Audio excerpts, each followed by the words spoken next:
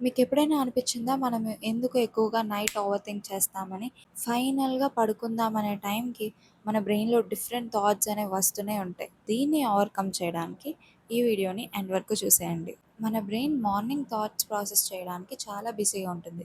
ఎప్పుడైతే మనం night free అవుతామో అప్పుడు థాట్స్ అన్ని ప్రాసెస్ చేద్దాం అనుకుంటుంది.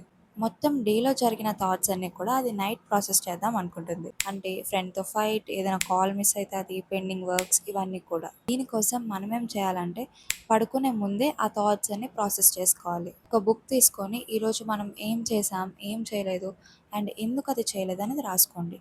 ఫర్ ఎగ్జాంపుల్ మీరు ఒక అసైన్‌మెంట్ రాయాలి కానీ ఇంకా ఫినిష్ చేయలేదు. అది ఎందుకు ఫినిష్ చేయలేదో కూడా రాయండి.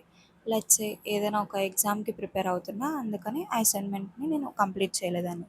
దీనివల్ల మీ బ్రెయిన్‌కి ఓవర్ థింక్ చేసే ఛాన్స్ అనేది ఉండదు. ఎందుకంటే మీరు ఎందుకు అది చేయలేదో కూడా ఆల్రెడీ మీరు ఫిగర్ ఔట్ చేశారు కాబట్టి. మనం ఎప్పుడైతే ఓవర్ థింక్ చేస్తామో డిఫరెంట్ ఎమోషన్స్ అనేవి ప్రాసెస్ చేస్తాం. స్ట్రెస్, ఫియర్, యాంగ్జైటీ ఇవన్నీ. అప్పుడు మన బాడీ బ్రెయిన్‌కి ఒక సిగ్నల్ పంపుతుంది. ఇక్కడేదో తేడాగా ఉంది భయ్యా అని. ఎప్పుడైతే మీ బాడీ ఇలా ఫీల్ అవుతుందో ఒక డీప్ బ్రెత్ తీసుకోండి. I am safe, everything is okay అని మీతో మీరే చెప్పుకోండి. ఇలా చేయడం వల్ల మీ బ్రెయిన్ అనేది కామ్ అయి బాడీ రిలాక్స్ అవుతుంది. ఇక మీరు ఓవర్ థింక్ చేయరు. బెడ్ పైన ఉన్నప్పుడు మాత్రం ఓవర్ థింక్ చేయకండి. ఇలా మీరు చేసినప్పుడు ఒక వాక్‌కెళ్ళండి, వాటర్ తాగండి అండ్ ఎక్కడైనా ఓవర్ థింక్ చేయండి.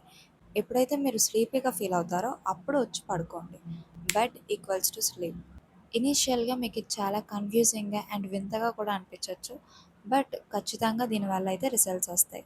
ఓవర్ థింక్ చేయకుండా ఉండడానికి మనం కొన్ని వేస్ అయితే డిస్కస్ చేసుకున్నాం. ఇందులో మీరు ఫస్ట్ ఏది పిక్ చేసుకుంటారో నాకు కామెంట్స్‌లో చెప్పండి. Thank you for watching. By by.